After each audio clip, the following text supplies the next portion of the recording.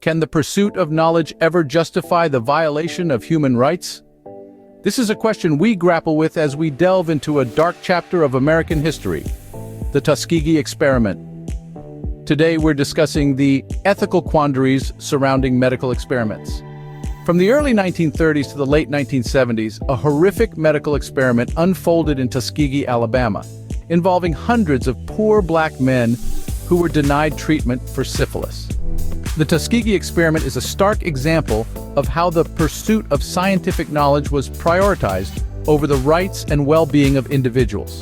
In 1932, the United States Public Health Service and the Centers for Disease Control and Prevention started what would later be known as the Tuskegee experiment. The experiment began with the recruitment of hundreds of poor black men from Macon County, Alabama. These men suffering from syphilis were promised free medical care. However, unbeknownst to them, this care was a facade. The real goal was to observe the effects of untreated syphilis. As years passed, the men's health deteriorated, but the promise of treatment remained unfulfilled. In the mid-1940s, a breakthrough in medicine occurred. Penicillin, an antibiotic capable of curing syphilis, became widely available.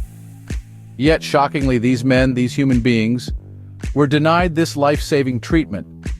The experiment persisted for 4 decades, with the men left untreated, suffering, and unknowingly spreading the disease. The experiment ended in 1972, leaving a legacy of mistrust and pain that still resonates today. The Tuskegee experiment stands as a grim reminder of the intersection of racism and medical ethics.